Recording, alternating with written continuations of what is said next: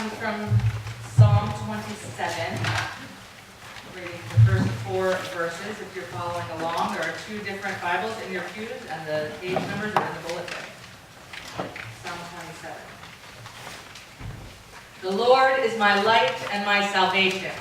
Whom shall I fear? The Lord is the stronghold of my life. Of whom shall I be afraid?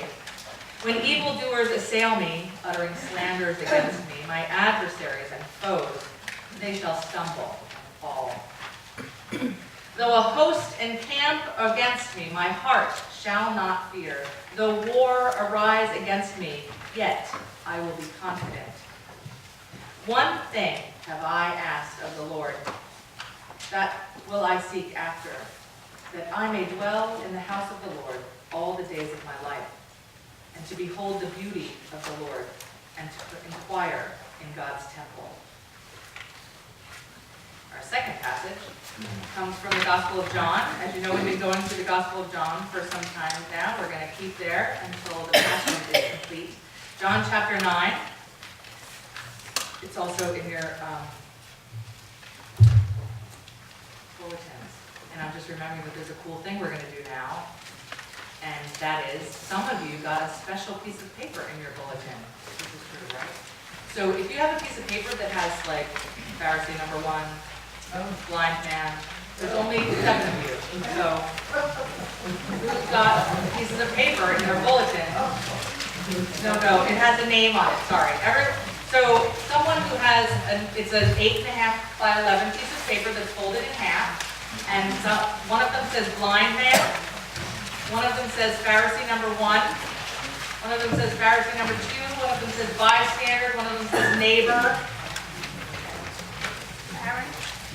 Come on up.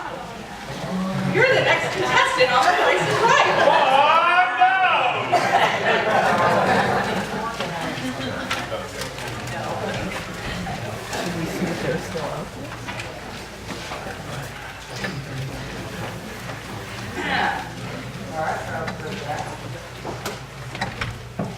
There's more of you. I'm not past coming down and finding you. Come back. Who else is meeting? I need a blind man right here. No one's blind man? What are you, bystander? Disciple. So blind man, I come a little bit. Disciple. Pharisee, go a couple steps away from Gary. Parents, go on the right of Gary. Where are you, bystander? You guys move down 1 step. Alfred, go in the middle over here. What are you? Blind man? Fantastic. Okay, so what we're going to pretend. Are you acting like a blind man? People, I feel like we're halfway missing. Maybe some bulletins are still sitting there. But I think we can do it with this. So you're going to pretend to all of you are going to turn facing me now that we've gotten the game going. Okay. So in one hand I want you to hold your piece of paper so it's facing out. So when you turn around, people will know who you are. Does that make sense? You want me to hold something for you? Exactly. Right? And with your other hand, I want you to cover your eyes. And then 2 hands out. Feel it. It's right here. All right. One hand, hold the other hand with your, okay? All right. So I'm going to tell the story and then I'm going to direct them as needed. So John chapter 9. Hold on, I have to find a smaller Bible so I can stand next to you. All right. As Jesus passed by, he saw a man blind from birth. And his disciples asked him, Rabbi, who sinned, this man or his parents? She was just closing her eyes, but I told her she has to hold her over her eyes, because that's the rule. So, who sinned, his parents? Who sinned, this man or his parents, that he was born blind? And Jesus answered, it was not this man that sinned, or his parents, uncover your eyes, that sinned, but that the works of God might be manifest in him. We must work the works of him who sent me while it was day. Night comes when no one can work. As long as I am in the world, I am the light of the world, Jesus said. And as he said this, he spat on the ground and made clay of the spittle and anointed the man's eyes with the clay, saying to him, "Go, wash in the pool of Siloam," which means sent. So he went and washed, and he came back seeing. And the neighbors and the bystanders, I keep losing my place. And the neighbors and the bystanders who had seen him as a beggar said, "Is this not the man who used to sit and beg?" Some said, "It is he." And others said, "No, he is like him." And the man said, "I am the man." John, you can open your eyes, because he healed you. The blind man didn't get the memo yet. Delaying email. Okay. So they said to him, "Then how were your eyes opened?" And the man answered, "The man called Jesus made clay and anointed my eyes and said to me, 'Go to Siloam and wash.' So I went and washed and received my sight." Then they said to him, "Where is he?" And he said, "I don't know." They brought to the Pharisees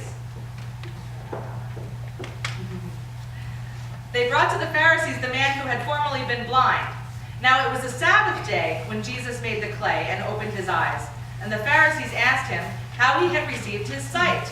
And he said to them, "He put clay on my eyes, and I washed, and I see." And some of the Pharisees said, "This man is not from God, for he does not keep the Sabbath." But others said, "How can a man who is a sinner do such signs?"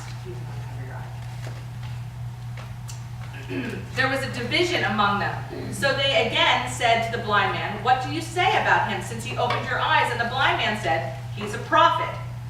The Jews did not believe that he had been blind and had received his sight until they called the parents of the man who had received his sight and asked them, "Is this your son, who you say was born blind?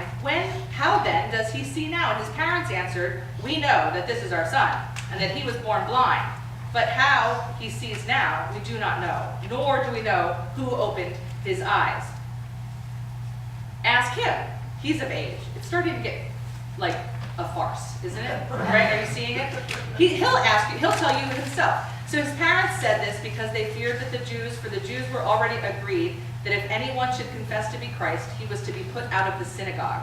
The word there is excommunicated, right? And remember, a few weeks ago I reminded you, when it says Jews, it is not what we think of as Jewish people, right? We're talking about Jewish religious people, specifically of one sect of Christianity, right? And if you read it in the original, it would be Judeans. Again, I keep losing my place because the print is ridiculously small. Okay. Now, and I do know how you feel. Yeah. So for the second time, they called the man who had been born blind. Poor Gary is still blind here. They called the man and said to him, "Give God praise. We know that this man is a sinner." And he answered, "Whether he's a sinner, I do not know. One thing I know, that though I was blind, now I see." And they said to him, "What did he do to you? How did he open your eyes?" And he answered them, "I've told you already, and you would not listen. Why do you want to hear it again? Do you want to become his disciples too?" And they reviled him, saying, "You are his disciples, but we are disciples of Moses. We know that God has spoken to Moses, but as for this man, we do not know where he comes from." And the blind man answered, "Why, this is a marvel. You do not know where he comes from, and yet he opened my eyes. We know that God does not listen to sinners, but if anyone who is a worshiper of God and does his will, God listens to him. Never since the world began has it been seen or heard that anyone opened the eyes of a man born blind. If this man were not from God, he could do nothing." They answered him, "You were born in utter sin, and you would teach us." And they cast him out. Again, that excommunication word. Now Jesus heard that they had cast him out, and having found him, he said, "Do you believe in the Son of Man?" And he answered, "And who is he, that I may believe in him?" And Jesus said to him, "You have asked him, and it is he who speaks to you." And the man said, "Lord, I believe." And he worshipped him. And Jesus said, "For judgment I came into this world, that those who do see may see, and those who see may become blind. So at this point, if you have your hands over your eyes, I want you to take them off. And if you don't have your hands over your eyes, I want you to put them back. Some of the Pharisees near him heard this, and they said to him, "Are we also blind?" And Jesus said to them, "If you were blind, you would have no guilt. But now that you say, 'We see,' your guilt remains." The word of the Lord. Thank you, thank you, thank you, thank you. Thank you. Here's your bulletin.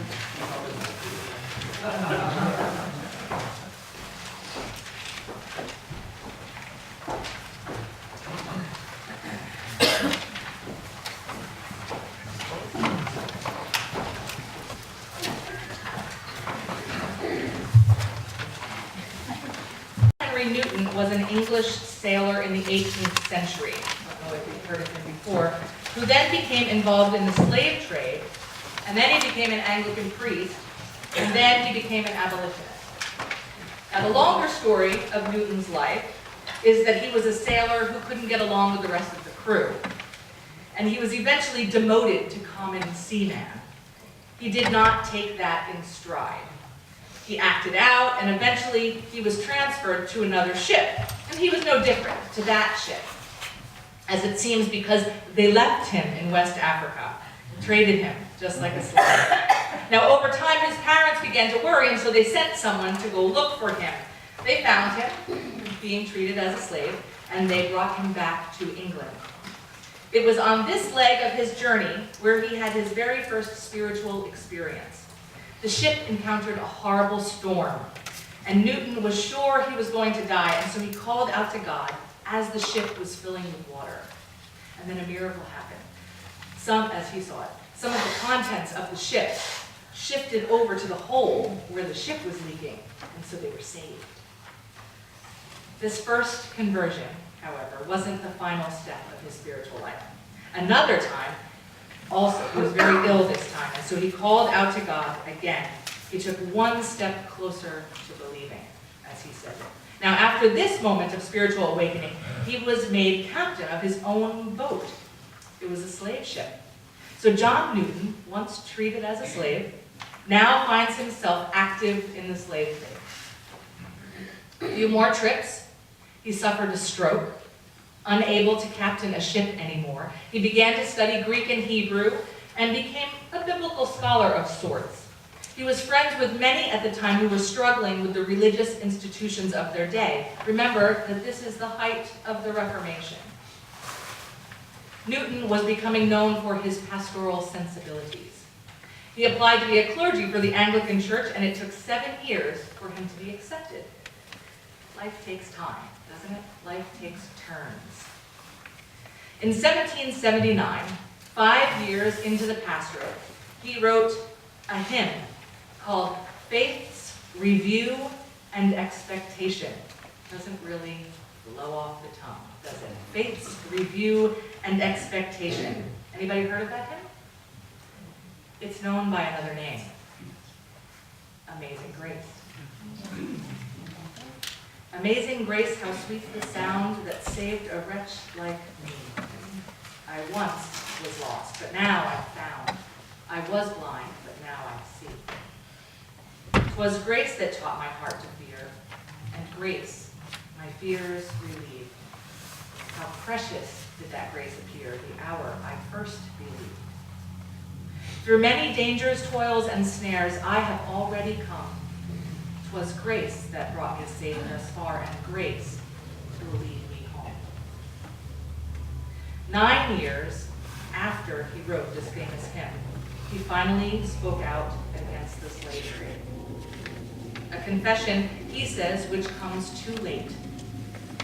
He says, it will always be a subject of humiliating reflection to me that I was once an active instrument in a business at which my heart now shudders. The spiritual life doesn't happen all at once. Our spiritual lives grow, just like our physical lives. Our bodies grow, just like our emotional life grows. We mature in all areas of our lives.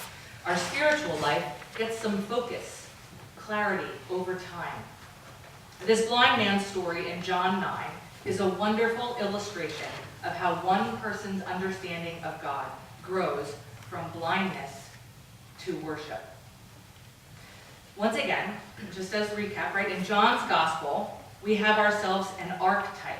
We've already seen many archetypes in John's gospel. And remember, an archetype is someone or something that seems to represent universal human nature. And as I've said before, I've been reading this commentary by John Spong, who believes that John's gospel is filled with archetypes. The stories in John are meant to be characters that represent one of us, all of us, in some way or another. So somehow these stories in the Bible tell our story.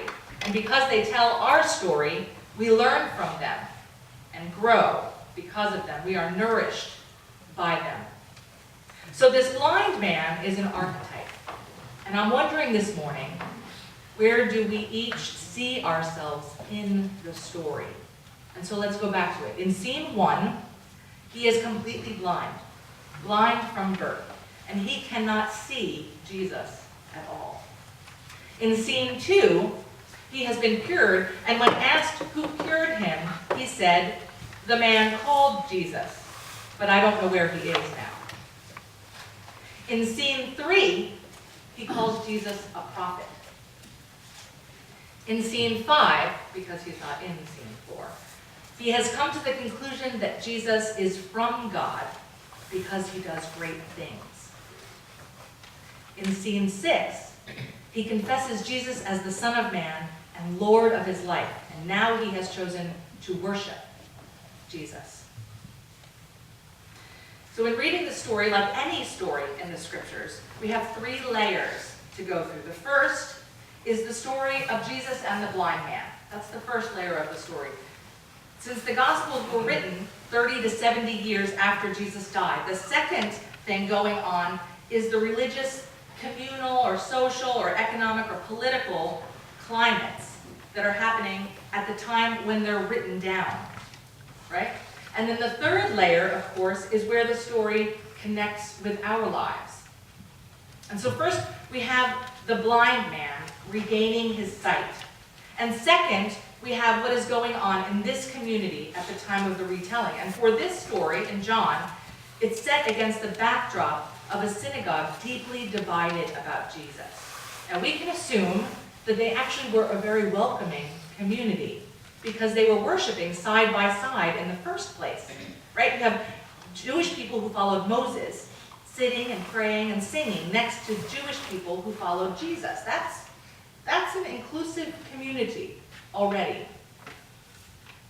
But it seems that they have reached a tipping point to their ability to welcome one another or to coexist. Right? That happens in any welcoming community, if you think about it. Any society that seeks diversity. Because we can look even at our own American history and see how we struggle with various tipping points. Right? The Statue of Liberty with her plaque that says, "Give us your tired, your poor, your huddled masses yearning to breathe free." And we need it. We definitely need it in America. But with every influx of immigrants, we struggle when the new immigrant community begins to flavor the American dream in their own way, right? It was okay for the Irish to move to the cities, but once they started being the police, right, we have a problem with that. Are we okay with Latinos? But how are we handling the fact that the Latino voice is going to pick the next president? Tipping points, right? I could go on and I could pick all of our places, right? But we have tipping points when we're in a community that wants diversity. Diversity is good until we feel the power shift in the room, and then we struggle. So now we can look at possibly the third thing going on in the story, which is how does it connect to our lives? We can be honest with each other here in this room too, because we're a congregation seeking to come together. What the sessions uncovered this week, however, was that we have had an influx of brand new people at the same time as the merge. So it appears that the Holy Spirit had a different kind of change in mind that has nothing to do with Miller or CPC. So here we sit, each of us with our own voices, each with our own story, our own needs for church, our own wants for church, and we all want a piece of the church pie. But what happens if we believe the pie is finite? What happens when we envision that the pie can only be cut into so many pieces, and that means that I might not get a piece? That's what they call a zero-sum game, right? Either you get the piece of the pie, or I get the piece of the pie. But we both can't have pie. Jump with me here. What happens when we employ that thinking to God? What happens when we think God is a piece of pie or a pie? When we think God is finite, then we begin to argue over who or which faction gets God. Whichever religion is right, that religion is the winner, and that winner gets God. And so go back to the story with me. The second layer of the story, the writer was arguing that if the Jewish folks following Moses could not walk into the light that Jesus came to give, they were choosing to live in darkness, to hide in the religious security of yesterday. Why were they being so harsh? It appears that those who trusted in the way of Jesus were being excommunicated from the synagogue for their beliefs. So there's a threat to this blind man and his family. It's a real threat that they're living through. They're fighting over God, and they have assumed only one gets God. The other loses. The community has reached a tipping point, and they were fighting over the piece of the pie, and they couldn't figure out how both could have. And this challenge they were facing was pushing their spiritual understanding. The spiritual life doesn't happen all at once. Our spirits grow, just like our bodies grow, like I said before, just like our emotional life grows. We mature. And I say this all the time, and I'm going to keep saying it. None of us think the same way about any subject that we do when we were 14, except sometimes what we think of God. That shouldn't be. We should grow up in our faith. That's what God wants. God wants the limits of our spiritual understanding to be pressed up against and challenged. The blind man's story illustrates how one person's understanding of God grows from blindness to worship. And so where are you? Where are we in this story? Are we in scene 1, unable to see Jesus at all because we are blind? Or perhaps scene 2, aware enough to call him that man Jesus, but we have no idea where he is right now? Or perhaps scene 3, comfortable with Jesus as a prophet. Then of course there's scene 5. Maybe we relate to knowing for sure Jesus has come from God because Jesus does such wonderful things.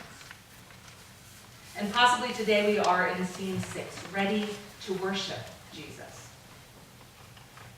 Regardless of where each of us are in our own journey, each step we take, each inch of growth we make in our spiritual lives is an act of grace. That's where Newton had it right. It is grace that brings us this far, and it is grace that will help us take each next step.